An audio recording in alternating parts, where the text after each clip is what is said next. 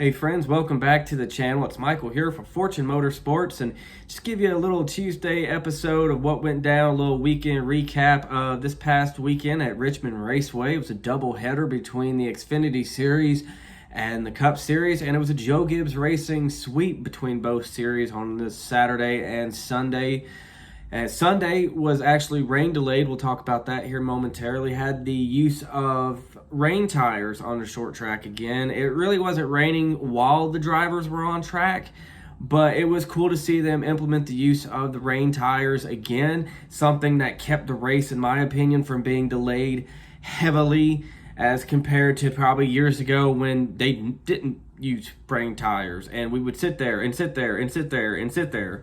And I was scared we were going to get our first rain delay of the year. I mean, we got past Daytona and Bristol with no rain delay. I mean, really? It was going to be Richmond first? But it wasn't, thankfully. We had a small little delay, but the race was concluded as scheduled, even with some overtime.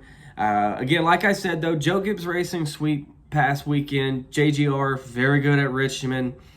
Denny Hamlin, driver to 11, victorious in Cup on Sunday, one of the best on short tracks. Very controversial finish. Chandler Smith got the job done, however, on Saturday for the Xfinity Series.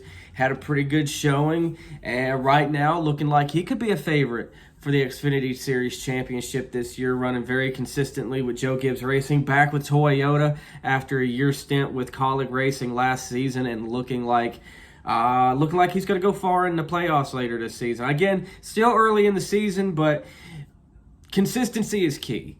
And then again, like I said, Cup, that's where a bulk of the news from this weekend came from because of the finish of the race with Denny Hamlin and Martin Truex Jr., NASCAR overtime. Denny Hamlin, at least from what I saw on TV, from me, it looked like he jumped the finish.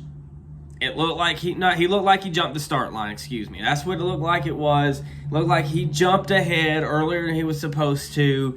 And, I mean, they didn't call the review. I think they should have called a review. This came off of a weekend 2 weeks ago at COTA where they were handing out penalties like it was candy on Halloween, and then they couldn't even go back at the end of the race, at least to the best of my knowledge, because I never saw anything about an official review by NASCAR officials after the race, and Denny Hamlin, the winner. So, I mean, cool for him. They said it was, I saw this on Twitter, X, call it what you will, earlier today. This is his 10th career Cup victory in his home state of Virginia. So, I mean, congrats to him. He is one of the best on short tracks. It just looks like he jumped the start box and he didn't get penalized for it. So, it just doesn't make sense to me.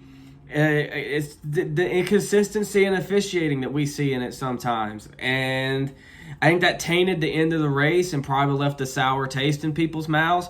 I did see the rating, though. The ratings came out, if you guys didn't know, if you're into that sort of thing. 3.3 million viewers for the Richmond race. So, strong number, looks good. And we'll see how it is at Martinsville upcoming this weekend. Triple header. We'll be talking about it here on the channel with a preview later this week. All three series are going to be there: Truck, Xfinity, and Cup. And I'm pretty sure I can guarantee one thing. We are going to have some hurt feelings at the end of one of those races. So you guys take it easy. I will catch you then. Make sure you like and subscribe for more NASCAR content. Until then, y'all have a good one.